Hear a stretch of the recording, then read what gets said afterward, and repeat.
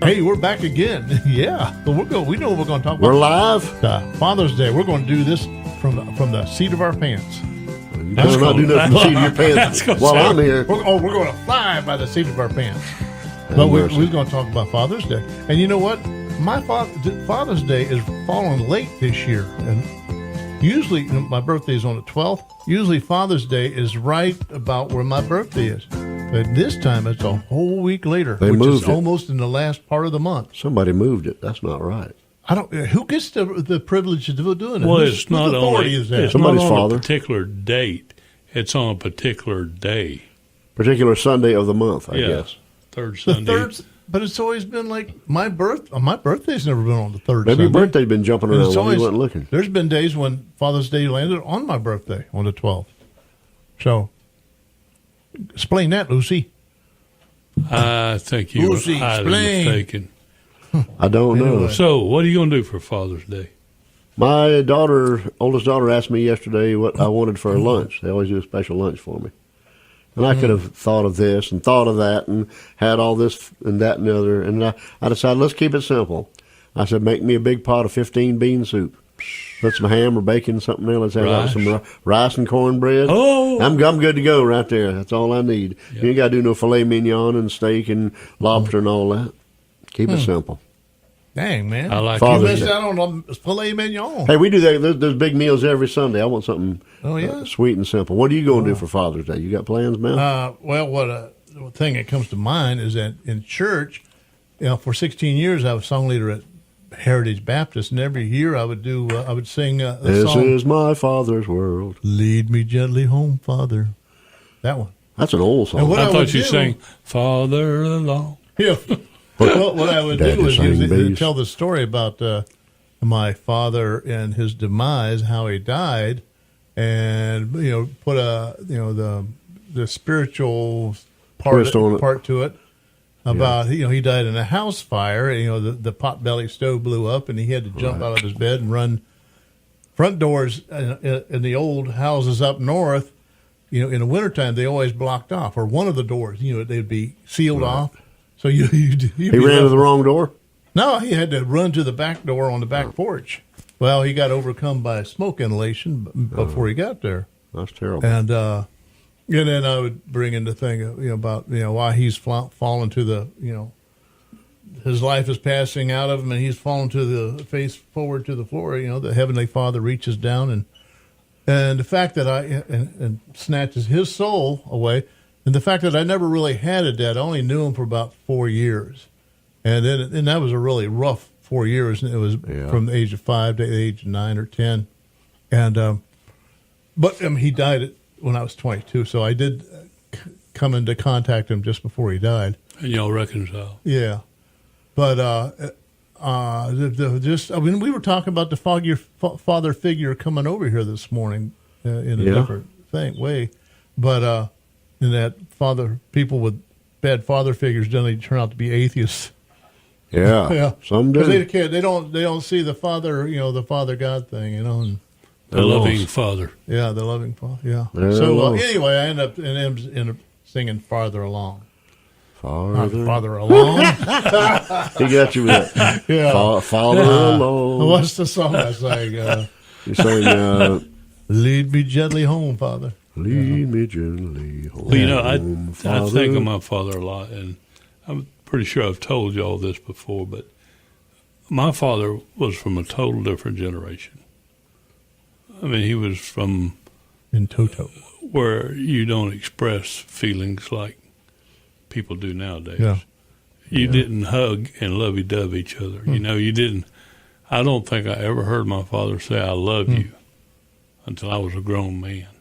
My family was a kissing, hugging family. We weren't. You're fortunate. I was, and a crying family. I knew. Oh Lord, my father loved me, and I felt very well protected.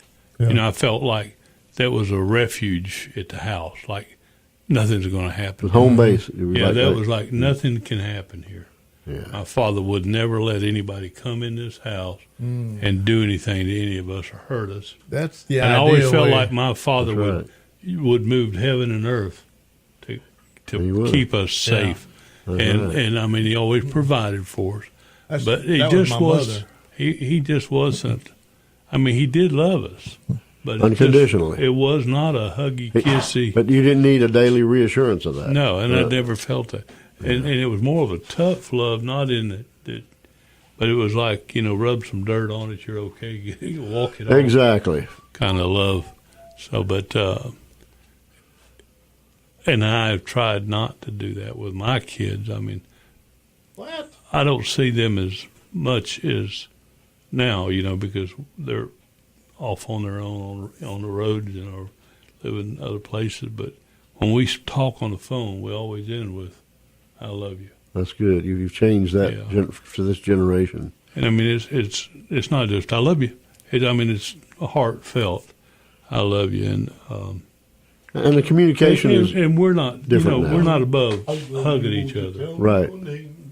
And today people text and use Facebook and stuff, so that keeps them close in its own way. Even though it's distancing some people, it's bringing some people closer together. Yeah, but I'm on the cemetery or the graveyard actually next to the church out there where most of my family's buried. So anytime it's around their birthday or wedding anniversary or the day they passed away or whatever, I'll go out there. And I go out there and I'll walk up and there I'll say, "Hello, family." First thing I say. Yeah. Then I'll walk over to whichever one is being addressed and I'll talk to them for about a minute or two or whatever. You ever play songs for them?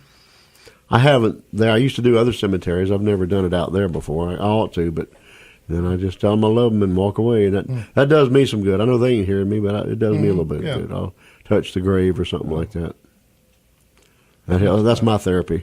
I'll tell you what, it was tough for me, though, whenever my mother and my father were laid to rest. I mean, when, the whole ceremony and all, but when they really... When it really hit home. When they dropped that casket, that was tough. Ooh. Yeah, there's some finality about that or whatever. I remember I walked over and I dropped a rose on my mother's grave. Her name was Rosalie. That's right. So, but you feel suddenly adrift. Yeah. You can't go and pick up that phone and call them. Mm-hmm. Or I knew my daddy wasn't going to come rolling up in his work truck. It felt like he might still every day, but he didn't. And like I say, you had that sense of refuge. That's a place of safety at your own. That's right. It was a foundation. And it's like somebody moved the foundation on you. And that's gone. Yeah, and you realize you're the foundation. I'm the one that needs to provide. You're the one that's got to hold everybody. Suddenly, Atlas has handed the world to you. It's on your shoulders now to support the rest of your family and be the anchor or whatever. That's pretty awesome feeling. The sole repository of all the history. There's nobody else. That's right. They can't go beyond you and say, "Hey, Grandpa, what happened?" Have you written any of it? Oh, the book. Yeah. I wrote a lot of it down in that book. Yeah, but I would love to go up to Ohio and visit my mom. I mean, I hate to take a whole trip up there but my mom and my two brothers are buried in a little cemetery right next to each other. Yeah, Asbury. A family cemetery or It's a church, little Asbury church. Just like the name of this road this radio station's on, Asbury? Yeah. That's kind of weird. Yeah. It's Asbury. We've come full circle. Asbury That's right. Church, Asbury Cemetery. It was meant for Mel to be here. And that little cemetery, what little did I know, was just down the street from me where I spent, where you grew up. Went to high school at. And, wow. And I didn't know Mom planned on being buried there. She went and bought the plots. You can go She said, "I got a plot there for you." What's the name of the cemetery? Asbury. Well, you can look that up on Find a Grave. Yeah. You'll find the cemetery, and often you'll find a picture of each individual grave there. Mm-hmm. So you can visit it that way, too. Oh. And you can leave little messages and stuff. Let me ask you something, Luke. I know that Mel won't be able to relate to this, but your father was in the military. Yes. And mine was. And I can remember a sense of pride when I'd see my father in his, especially uniform. when he wore those dress blues. I thought he was the coolest looking dude that ever walked. Oh, yeah. Same here. When you saw your father. Big sense of pride. Yeah, I mean, I thought he was just. And they buried my father in his full uniform with all the ribbons and everything, the hat and the casket with him. That was pretty tough to watch, but I had to let it go. I didn't want to hang on the uniform, and that was his ribbons and all. So, anyhow, we got to make like a tree and leave, so we'll be back for the third segment in a short.